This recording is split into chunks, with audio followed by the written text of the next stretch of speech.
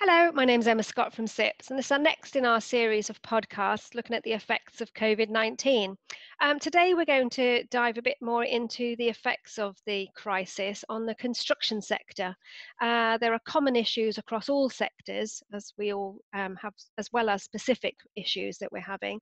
And today, we're going to explore issues in the construction sector is facing, and we're joined by three members of our construction leaders group.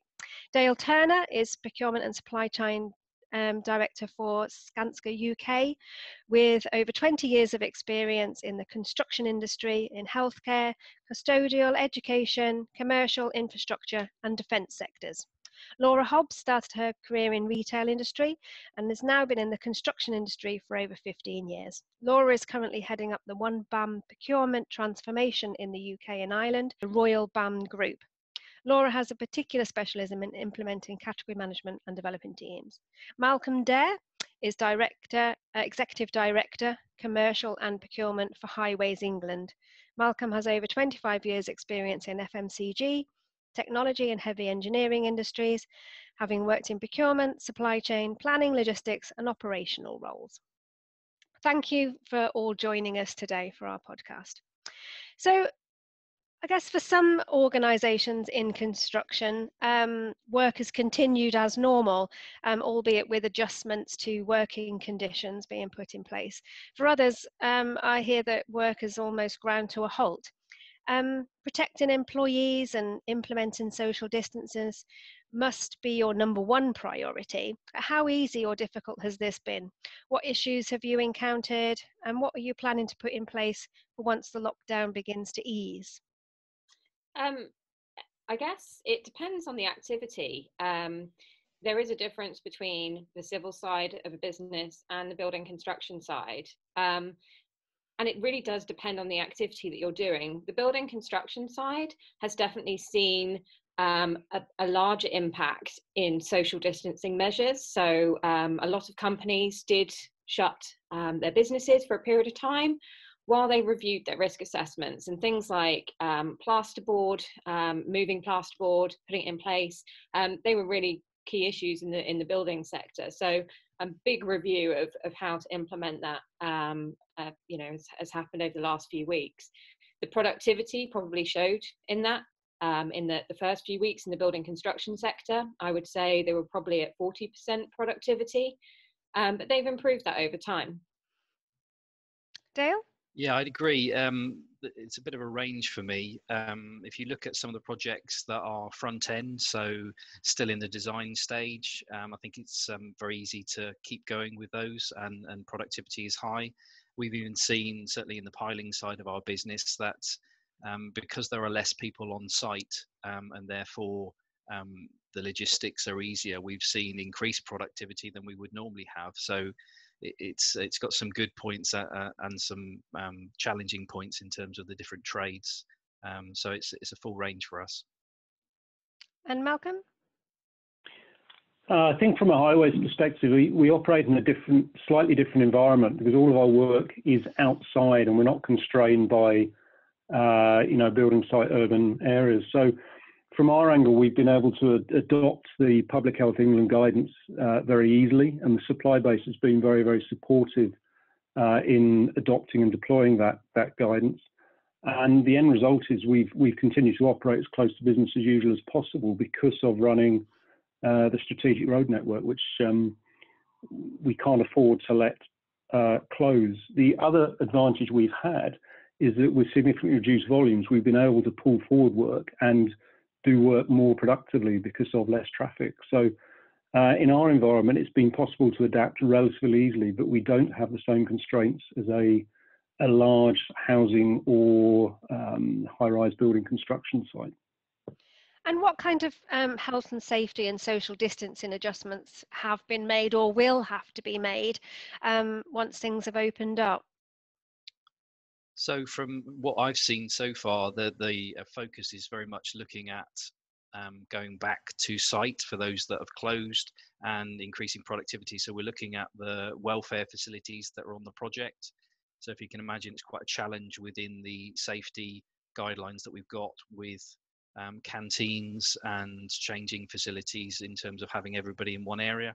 So what we're looking at is how that can be broken down either by floor or part of a project, more than what it is at the moment, and certainly looking at how we can get people from home to work in a safe way, and how they can get in and out of the projects safely. Obviously, normally that would be funneled in through one or two entrances. So starting to look at those solutions. Laura, have you had any issues with PPE or similar? Yeah, I mean, the industry knows, and I'm sure everybody knows, in the health sector, PPE availability is a big issue, and we're seeing counterfeit goods coming onto the market, which is a real concern. From our perspective, we've seen a lack of guidance around the right level of PPE that should be worn. In construction, we heavily rely on FP2 and FP3 masks, which are specific to the activity that you're doing. Yet we're seeing people using these masks to perhaps carry out activities where you can't be within 2 meters, or even traveling to work. Now, there are availability concerns, and we are concerned that we won't have the right level of masks for the future to keep our construction sites open. So we're looking at guidance around, what the best mask is to use, and for what activity. Thanks, great. And I guess when the government first advised that non-essential businesses should shut down at the beginning of this lockdown, there was some uncertainty over what that should and shouldn't include. And I think, after a few days they said, construction, that's fine to continue. But this has caused big problems for you guys, where some businesses have furloughed their teams already, and there's been a big problem in your supply chain on availability of personnel as well as supplies. What are the major pinch points been for you on availability of these issues? Laura, do you want to go first? Yeah, as you say, there was some mixed messaging from the construction industry. The main contractors were wanting to remain open to support building the Nightingale hospitals, etc. But manufacturing had taken a different view of the messaging, and had actually overnight shut their production facilities. So the likes of plasterboard, asphalt and bricks have been a real issue. And we've been working collectively with the manufacturers to help them look at ways that they can open safely, and to obviously follow public advice that is out there, and try and get manufacturing back up and running. Unfortunately, the knock-on effect of these businesses shutting is they weren't actually producing any material. And we now have house builders who have recently started coming online again. And we are now in an allocation phase of the construction industry, which for all those who were part of it last year, it's not exactly the best environment to be building productively. So we're really experiencing some issues around that, but working a lot closer with our manufacturers. And Dale, I guess for a lot of people, a lot of those manufacturers, they just weren't sure what the demand would be. So I guess overnight they just thought, we need to shut our shop.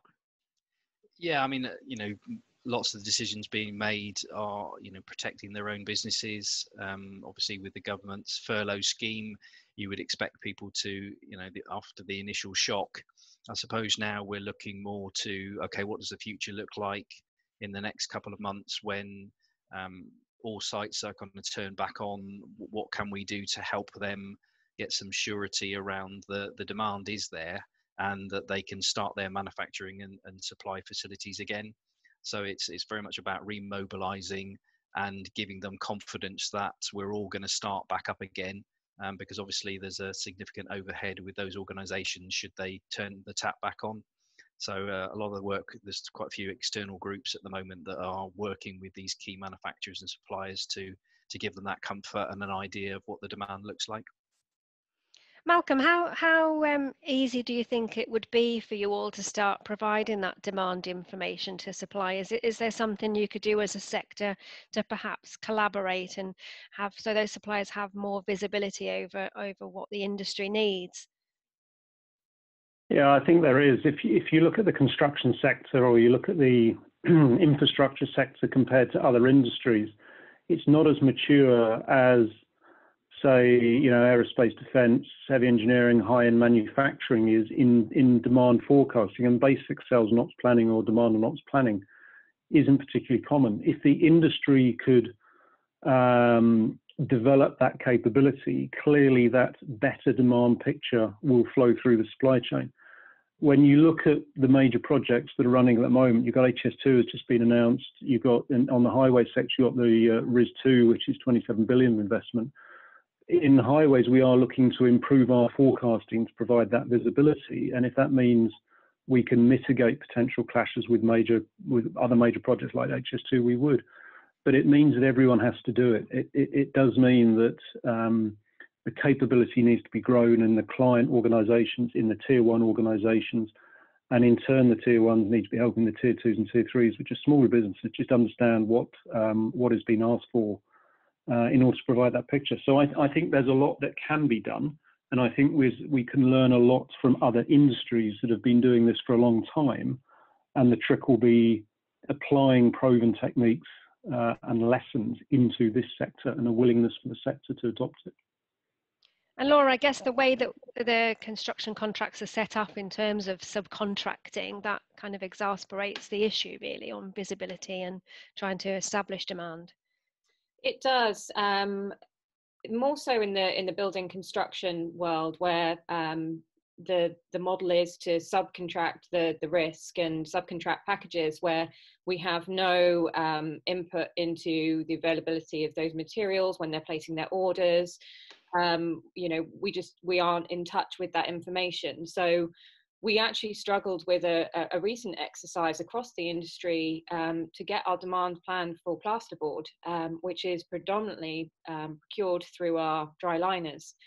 And being able to get that information is going to allow the manufacturers, as Dale said, to really kind of come online and open their business so that they can anticipate the demand. So they're even now calling us to understand what our productivity is within our business. But we're now looking at introducing procurement schedules as a very sort of basic tool to be able to pull this data. And we're also looking at, how can we automate this in the future, and how can BIM possibly be the vehicle to be able to drive this automated demand plan that we so desperately need as an industry. And what do you all think the short and long-term impacts of these recent times will have on future procurement sourcing strategies for the construction sector? Dale, do you want to go first on that? Yeah, I think there's two things for me. I think most organisations will be starting to look at where they're sourcing a lot of their key trades from, or their supplies. So in the past, we would have gone down a kind of low-cost country sourcing route. And I think a lot will be looking a little bit more closer to home, maybe buying in the UK a little bit more. And I think as a kind of delivery model, certainly when you go to maybe the infrastructure side, more around self-delivery. I think people have, what is highlighted in the last month or so is how more in control they felt where there is a self-delivery model rather than it being subcontracted, as Laura mentioned. And Malcolm, do you see that there'll be more openness and transparency going forward in our contracting and sourcing strategies? I think there has to be. I think it's essential. Just picking up on Dale's point around self-delivery, I mean, I've spent the bulk of my working life in manufacturing. And having joined Highways England 15 months ago, my observation is that so much of the sector is outsourced, subcontracted. Whereas in a manufacturing business, you would outsource some quite clearly, but there'll be a lot more in-house manufacturing. And I think that's a significant difference because that in turn in the manufacturing sector has allowed people to become more productive, get into a virtuous circle, grow margins, etc. So I think there has to be that type of change of thinking going on. over the next 2, 3, 4 years sort of thing. From a liquidity point of view, though, from the current crisis, I think it's absolutely vital, and that's where everyone's got a part to play. And we as a business took a decision very, very early on that we were going to operate as close to business as usual as we can. And in reality, we've done more than we expected, and we haven't missed a beat on anything. But we also took a decision very early on to increase the speed of payments to suppliers on the basis that if we're paying tier ones, they in turn are cascading it through. We use project bank accounts very heavily to make sure that everyone gets paid. But it's, during the last couple of weeks of April, we were running at sort of 95 to 98% payments within 5 days into the supplier's bank account of receiving invoices for work completed. And that's where a client organisation's got a massive responsibility to support the supply base all the way through the tiers by flowing liquidity so that no one is shorted.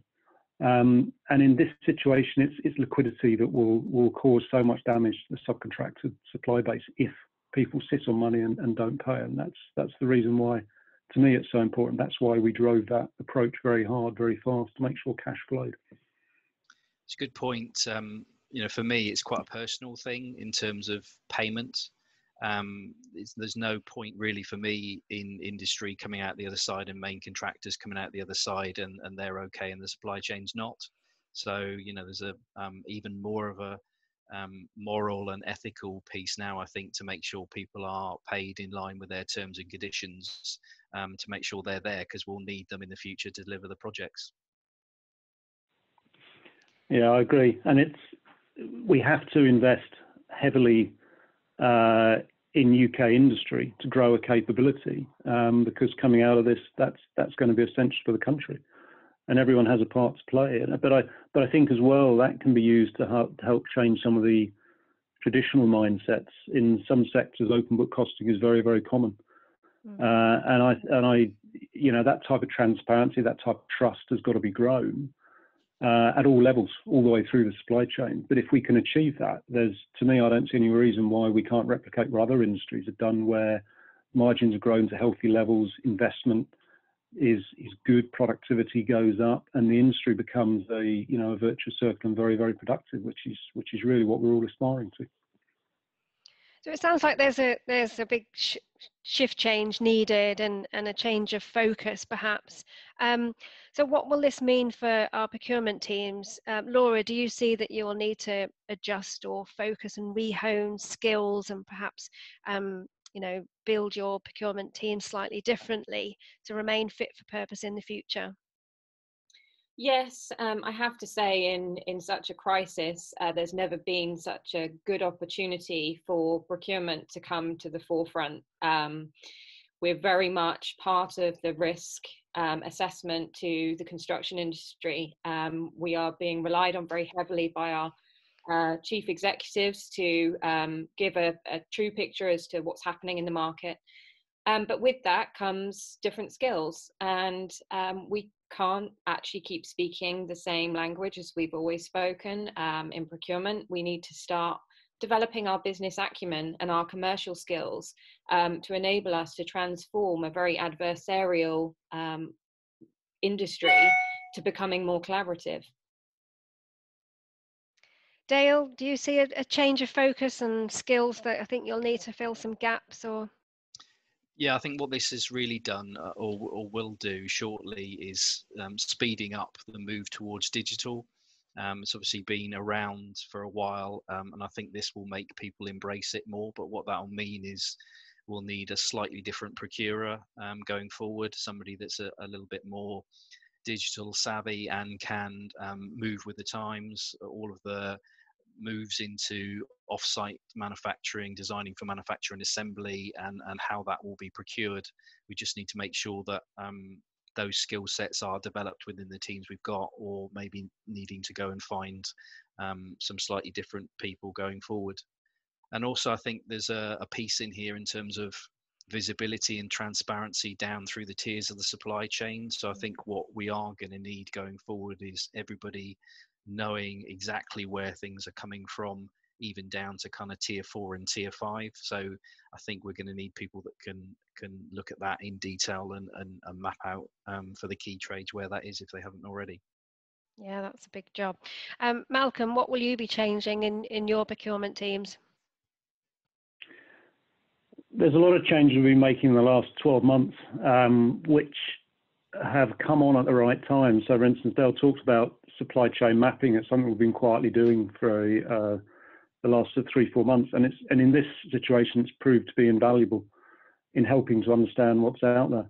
The other part is, as Laura said, we can't go back. We can't just spring back to the old way of doing things. We have to use this challenge to drive changes, and it will mean to become more strategic. It will mean that we have to drive more collaboration with the supply base. A lot of our contracts are very collaborative, but pre-C19 that wasn't necessarily flowing down through the tiers. So we've got to accelerate that in conjunction with industry. It's fundamentally, I look at other sectors that I've worked in, and all we've got to do is get to sort of that standard, that level, and we'll make a massive step change. You look at automotive, you look at aerospace defense, there is so much we could learn, and what we mustn't do is spring back like an elastic band. We've got to make the changes that everyone knows are needed and use this as a catalyst. Why let this pass without making some good long-term changes for the industry that benefits the country?